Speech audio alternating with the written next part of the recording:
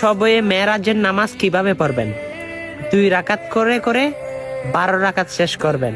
যে সূরা দিয়ে পারেন, আপনি যে সূরা দিয়ে পারেন। হয়তো আপনি জানেন পবিত্রত মেরাজের রাত্রে কিন্তু 5 ওয়াক্ত নামাজ এসেছিল, কিন্তু আপনি সে 5 ওয়াক্ত নামাজ, ফরজ নামাজ পড়ার চেষ্টা করবেন। সুন্নাত নামাজ, নফল নামাজ যেহেতু আছে সবগুলা পড়ার চেষ্টা করবেন। এমনি তো পড়েন না, তো রাতে বেশি বেশি নফল ইবাদত করার চেষ্টা করবেন। তারপরের দিন রোজা রাখবেন। অবশ্যই 2 রাকাত করে করে পড়বেন, 12 রাকাত নামাজ পড়বেন, কিন্তু সেটা নফল। আপনি যতটুকু পড়তে পারেন সেটা আপনার ইচ্ছা। অবশ্যই হয়তো আপনি জানেন আমার রাসূল আকরাম সাল্লাল্লাহু আলাইহি সাল্লাম আল্লাহ রাব্বুল আলামিনের সাথে স্বয়ং দেখা হয়েছিল। আল্লাহু আকবার। আমার রাসূল 34 বার মেরাজ হয়েছিল, তার মধ্যে 33 বার স্বপ্ন যুগে ছিল, একবার কিন্তু সাইশরীলে ছিল। সুবহানাল্লাহ। এই ঘটনাগুলো অনেকে জানে না, আপনি শেয়ার করে সকলকে জানিয়ে দিন।